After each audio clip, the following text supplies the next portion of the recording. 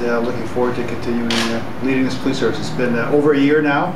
It's been an amazing experience, and so some unique challenges, but opportunities as well, facing policing in not only in Ottawa but Ontario and Canada.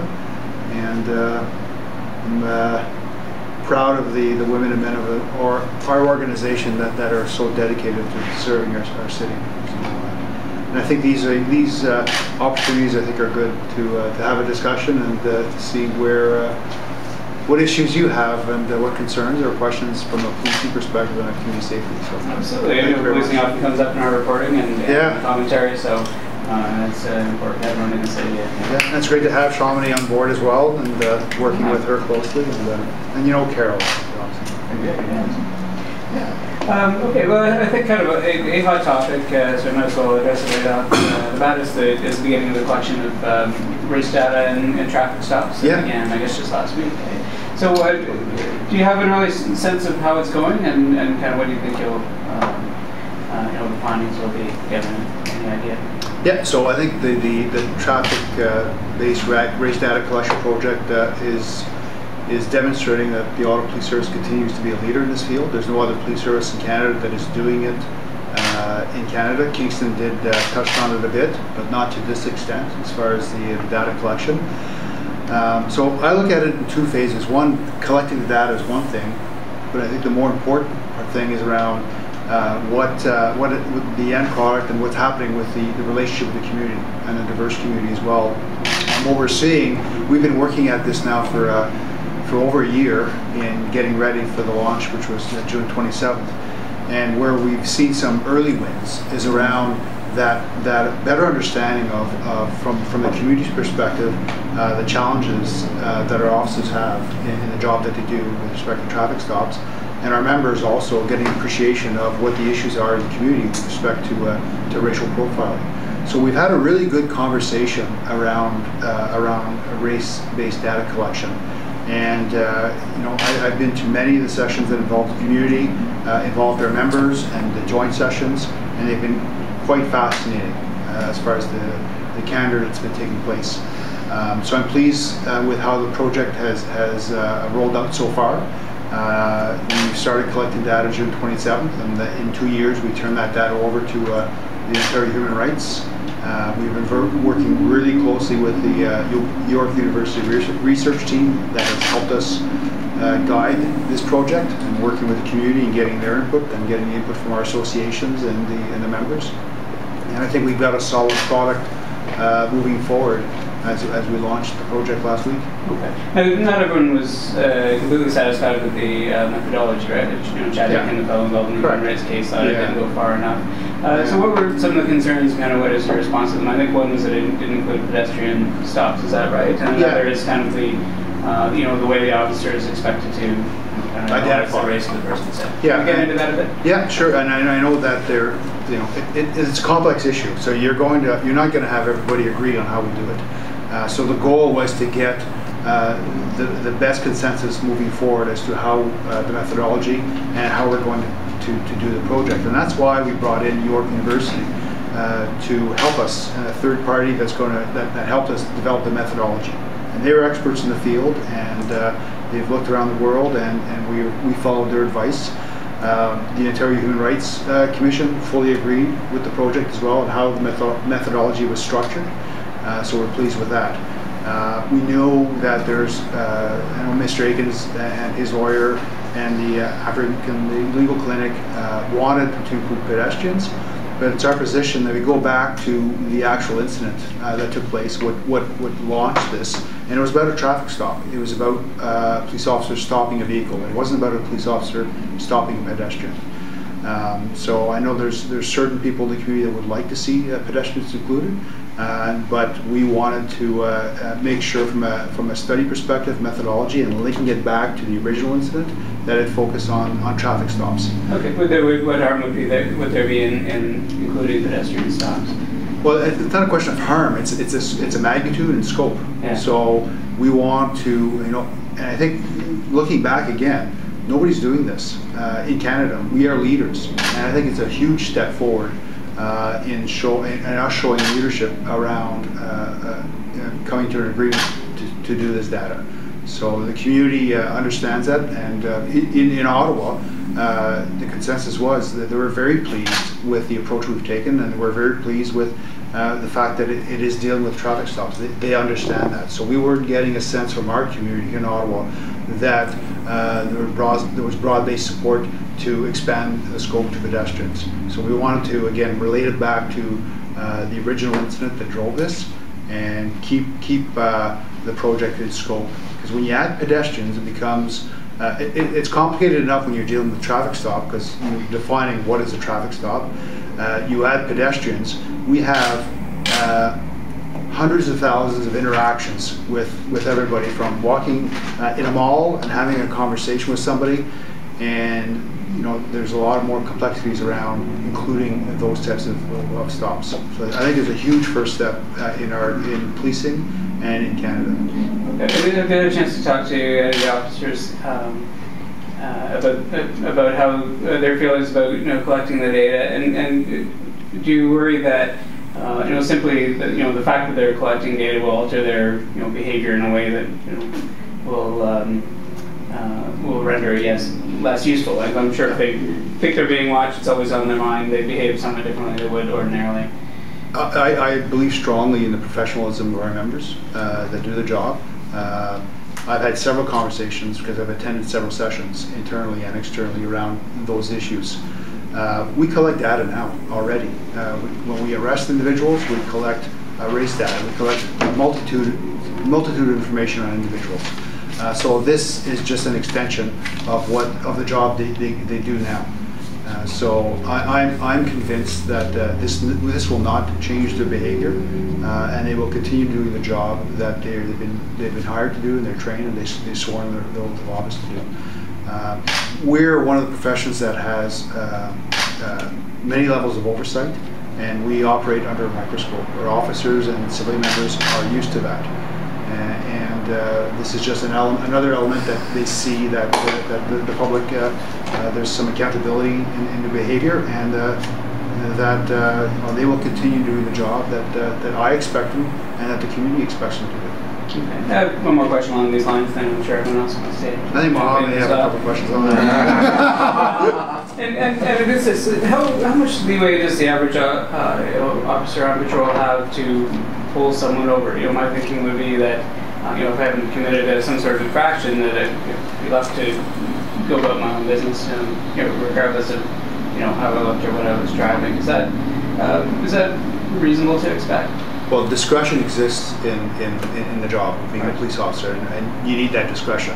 So if you if an officer feels that there's something that just isn't right, that is suspicious in nature, and they can rationalize that, then I expect them to effect a traffic stop or to stop a pedestrian.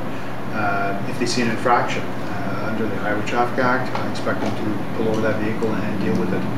There is discretion that exists in a police officer's job to stop a vehicle, not stop a vehicle, and to lay a charge or not lay a charge. Okay. So that continues. All right. Well, one example I saw one of our reports was going in and out of a parking lot or driving around the block a few times. So people could have lots of reasons for wanting to do that. Yeah. So what could a police officer do in that case, and what are the the rights of the okay, so let's use a common example that happens on every day. We get calls from residents that observe a vehicle driving slowly in the neighborhood, and keeps driving by. There may have been some break-ins in the area, so they call 911 or they call the Ottawa Police Service. There's a suspicious vehicle driving in my neighborhood. Here's a description of it. We'll send a patrol car. I would think that the community would expect us to stop that vehicle and find out, what are you doing? We've received a complaint, or what are you doing in the neighborhood, and to follow up on that. So that takes place on a regular basis, where we're responding to calls for service that are generated by concerned citizens, which I expect them to. If they see something suspicious in the neighborhood that doesn't belong, that that the police follow up on that. Our officers are assigned patrol zones. They know what belongs and what doesn't belong from just a regular traffic perspective. So if they see something suspicious, or if they're in a commercial area in Canatech Road at 2 o'clock in the morning, where we've had some B&Es, and there isn't much traffic in that area, and they see a vehicle just driving by slowly or going around some of the malls, the complexes, I would expect them to investigate that and to inquire as to what the individual is there. And then it comes down to the interaction that the officer is having with the driver or the passengers in the vehicle, which is as important as the decision to stop the vehicle. Okay, and in that case, they can go as far as to search the vehicle? Or? No, they have to have grounds. Right. Yeah, so you can't just, there's the Charter of Rights, so they have to have grounds in order to search the vehicles, search the individuals. So if they observe, if they smell marijuana, if they observe liquor, then that's where they would have the grounds then to search under the Liquor License Act or the CDSA to search the vehicle and search the occupants of that vehicle. Can we use the condition of the vehicle itself as a reason to search it, i.e. a busted muffler, a busted tail light? Under the highway traffic act, you can use the condition of the vehicle to conduct a safety inspection. So you can go if the vehicle's the tires are bald, there's a couple of broken headlights, and the officer's thinking, is there enough here to lay a charge of driving a motor vehicle that's unsafe? Then they can go in. They have authority to check the handbrake and check other parts of the vehicle to make sure it's operating. And if that leads to other discoveries of a criminal nature? Well, then, yeah. So it can be. So the condition of a vehicle can be used if there's no other reason. Well, I would say that we don't use that excuse to find something else. We have to be, the courts are very clear as to and the Crown's very clear as far as you don't use use excuse A to find something else. There's got to be a parallel reason for searching the vehicle. If you look at the Office of the Independent Review Director, the OIPRD, actually commented on the number of charges and infractions with respect to our officers is quite low compared to other police services comparable police services in our province. So it is it isn't high.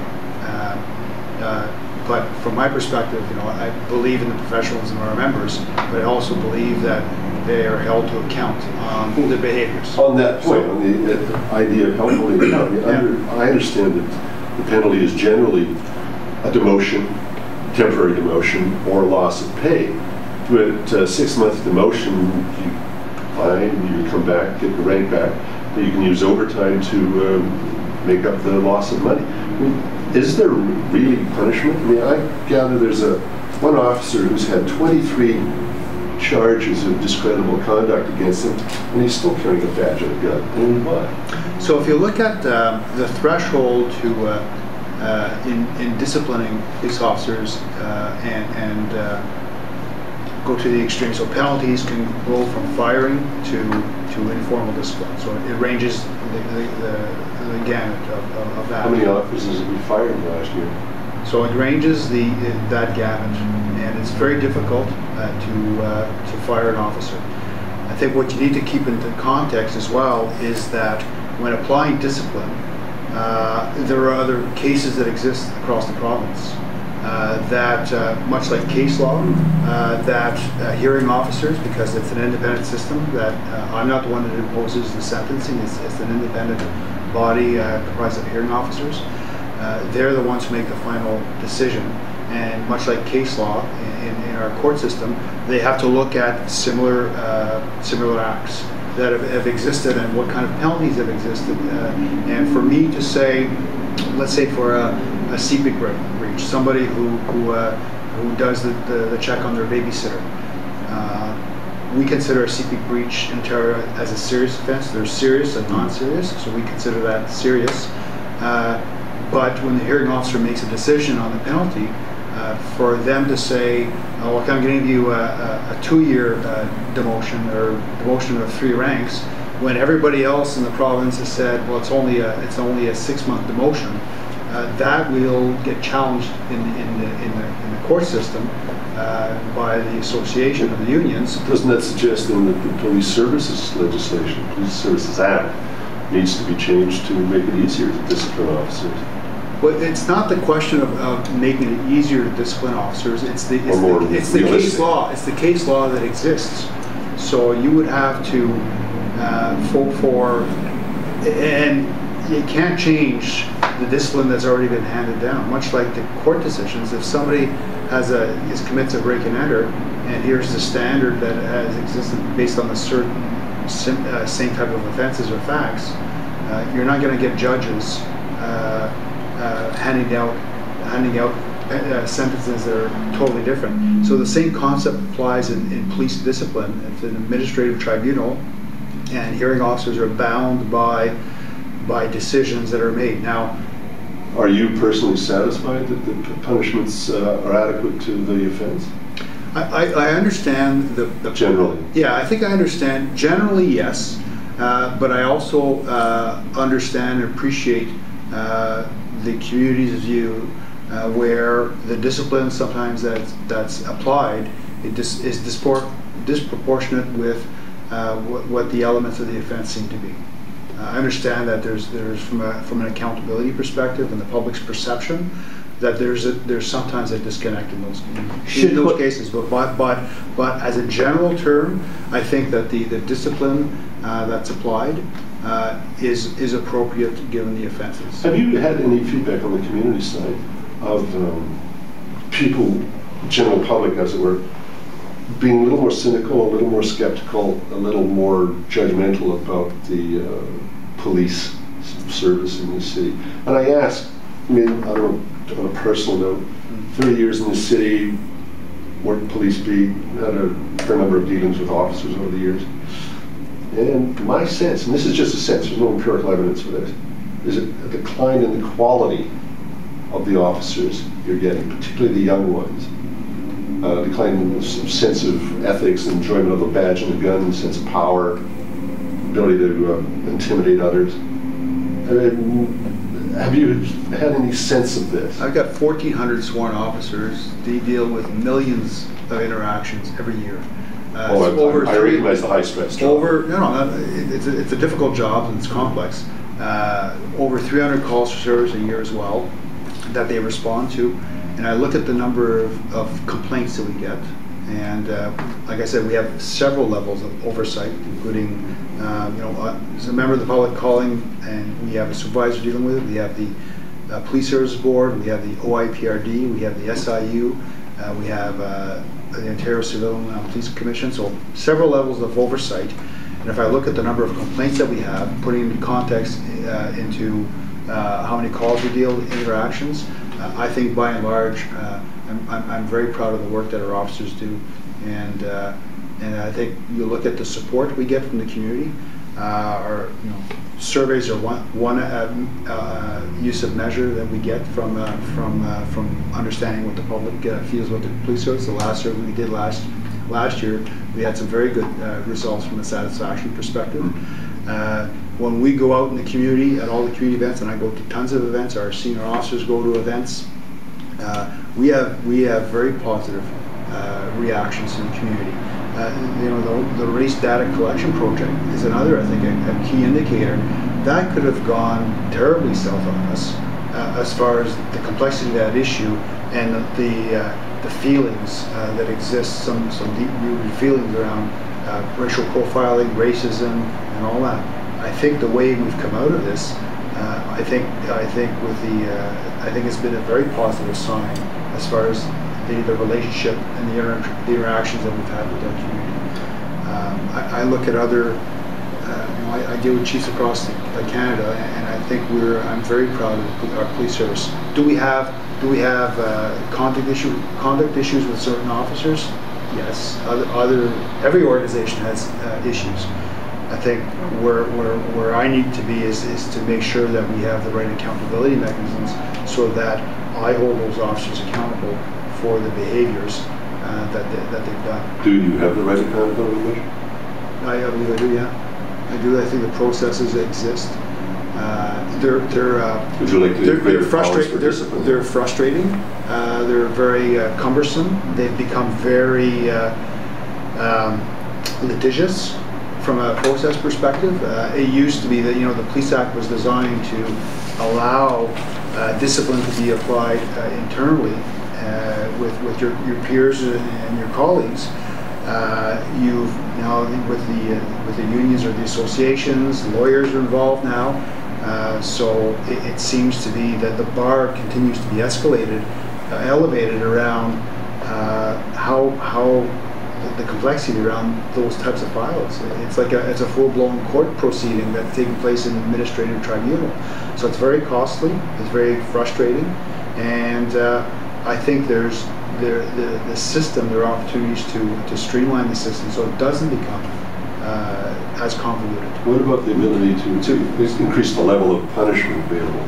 I'm just thinking if an officer is threatened with the loss of a job instead of a cut in pay, he might behave better, or she might behave better. I think where we need to continue is from A is the accountability piece, but B is the proactive work that we need to do with our officers from an ethical perspective, and to continue to remind them their oath of office. And we've launched an ethics program in our police service that reminds people and as to their oath of office and the importance of doing their job well, the professionalism piece. And I think we need to continue working with our supervisors to make sure that there's those levels of supervision that are in place in the organization to ensure that there's continued accountability of behaviors. I might come back to that and allow others to. Yeah, and you talked about changes. So just Shawnee did the article around the suspension without pay. I think that's an area where our hands are handcuffed. Where we have an officer that's charged criminally with a serious offense, off duty, and the taxpayer and me as chief have to continue paying them as they sit waiting for the process, or an officer that's placed in jail and waiting trial, or an officer that's got so many conditions that there's so many conditions opposed to them that they're not effective as a police officer. Give them a